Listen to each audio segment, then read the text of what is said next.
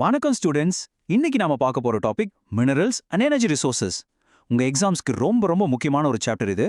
அதே நேரத்துல நம்மள சுத்தி இருக்கிற உலகத்தை புரிஞ்சுக்கிறதுக்கும் இது ரொம்ப ஹெல்ப் பண்ணும். சரி வாங்க டீப்பா உள்ள போலாம். ஒரு நிமிஷம், நீங்க இப்ப எங்க உட்கார்ந்திருக்கீங்களோ அங்கிருந்து சுத்தி முத்தி பாருங்க. உங்க கையில இருக்கிற போன், நீங்க யூஸ் பண்ற பென், ஏன் நீங்க பார்த்துட்டு இருக்கிற இந்த ஸ்கிரீன், இதெல்லாம் எதால செஞ்சிருக்காங்கன்னு என்னைக்காவது யோசிச்சிருக்கீங்களா? நீங்க யூஸ் பண்ற ஒரு சின்ன குண்டூசில இருந்து நீங்க ஸ்கூலுக்கு போற பஸ் வரைக்கும், நாம நடக்கிற ரோடு, நம்ம பில்டிங்ஸ், நாம சாப்பிடுற சாப்பாட்டுல இருக்கிற உப்பு வரைக்கும் எல்லாமே மினரல்ஸ் தான். எல்லாமே நமக்கு இந்த பூமிக்குள்ள இருந்து தான் கிடைக்குது. இன்னைக்கு நாம தெளிவா மூணு கான்செப்ட்ஸ் பார்க்க போறோம். ஒன்னு மினரல்னா என்ன, ரெண்டாவது எனர்ஜியோட ரெண்டு வெவ்வேறு முகங்கள் என்னென்ன, கடைசியா ரொம்ப முக்கியமா இந்த ரிசோர்சஸை ஏன் நாம சேமிக்கணும். சரி வாங்க ஸ்டார்ட் பண்ணலாம். சரி, நம்மளோட முதல் concept, what is a mineral? பூமிக்கு அடியிலிருந்து உங்க வீட்டுக்கு வர்ற ஒரு பொருள் வரைக்கும் இதோட பயணம் எப்படி இருக்குன்னு பார்க்கலாமா? இந்த கான்செப்டை சிம்பிளா புரிஞ்சுக்கணுமா, ஒரு நல்ல விருந்து சாப்பாட்டை மனசுல நினைச்சுக்கோங்க. ஒரு வாழை இலையில எப்படி பொரியல், கூட்டு, அவியல், வடை, பாயாசம்னு விதவிதமா ஐட்டம்ஸ் இருக்கோ, அதே மாதிரி தான் நம்ம பூமியோட மேலடுக்கு, அதாவது எர்த் கிரஸ்ட், பலவிதமான மினரல்ஸால நிறைஞ்சிருக்கு. இந்த மினரல்ஸ் தான் நாம பார்க்குற எல்லா பொருட்களுக்கும் மூலப்பொருள். இப்ப உங்க எக்ஸாம் நோட்ஸுக்காக இந்த டெஃபினிஷனை அப்படியே இங்கிலீஷ்ல நோட் பண்ணிக்கோங்க. A homogeneously, naturally occurring substance with a definable internal structure. அதாவது homogeneousனா ஒரே மாதிரியான தன்மை கொண்டது. Definable internal structureனா அதுக்குன்னு ஒரு குறிப்பிட்ட வடிவம் இருக்கும். இந்த மினரல்ஸ் எல்லாமே பாறைகளுக்குள்ள தான் புதிஞ்சு கிடக்குது. இந்த மினரல்ஸை நாம சும்மா போய் கையால அள்ளிட்டு வந்துட முடியாது. அது ஒரு பெரிய பிரம்மாண்டமான வேலை.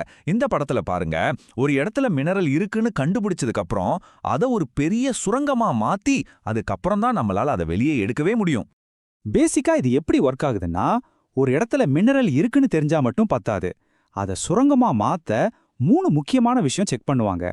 ஒன்னு, அந்த தாதுவுல அதாவது ஓர்ல மினரல் அதிகமா இருக்கணும். ரெண்டாவது, அதை வெட்டி எடுக்கிறது சுலபமா இருக்கணும். மூணாவது, அதை மார்க்கெட்டுக்கு கொண்டு போறதுக்கு பக்கத்துல இருக்கணும். இந்த 3 ஓகேனா தான் அது ஒரு லாபகரமான சுரங்கம்.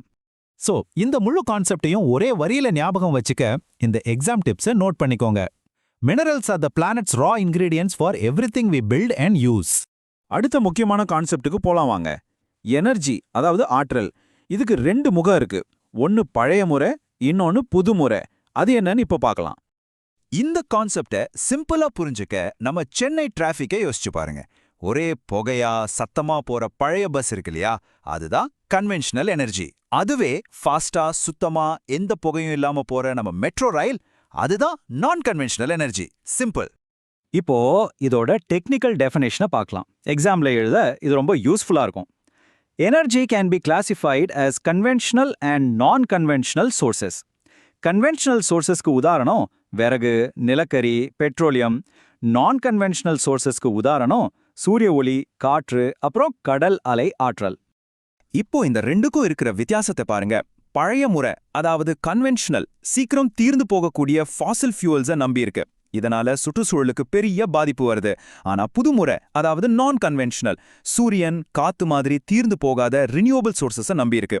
இது சுற்றுச்சூழலுக்கு ரொம்ப நல்லது. நம்ம ஃபியூச்சருக்கும் இதுதான் சேஃப். எனர்ஜி கான்செப்டுக்கான எக்ஸாம் டிப் இதோ.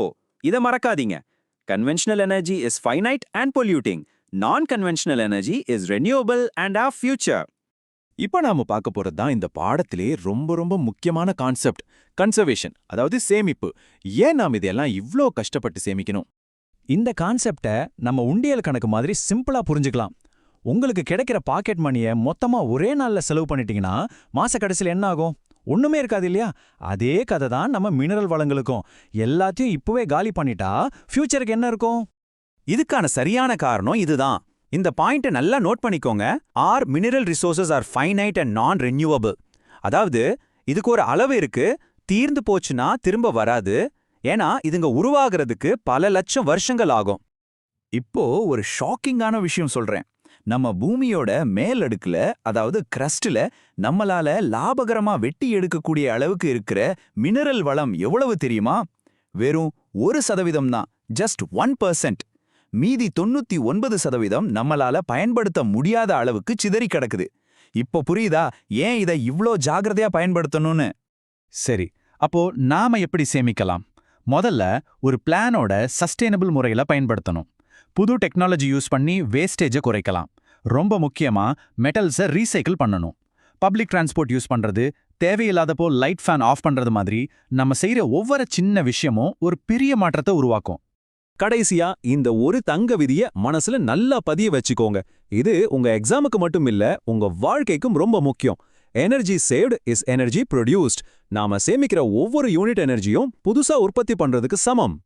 இந்த செஷன் உங்களுக்கு ரொம்ப யூஸ்ஃபுல்லா இருந்திருக்கும்னு நம்புறேன். இப்போ உங்களுக்கான ஒரு சின்ன கேள்வி. நாம கத்துக்கிட்ட விஷயங்களை வச்சு இன்னைக்கு நீங்க எனர்ஜியை சேமிக்க என்ன ஒரு சின்ன ஸ்டெப் எடுக்க போறீங்க? யோசிங்க. கண்டிப்பா அதை இன்னைக்கே செய்யுங்க. அடுத்த செஷன்ல மீட் பண்ணலாம்.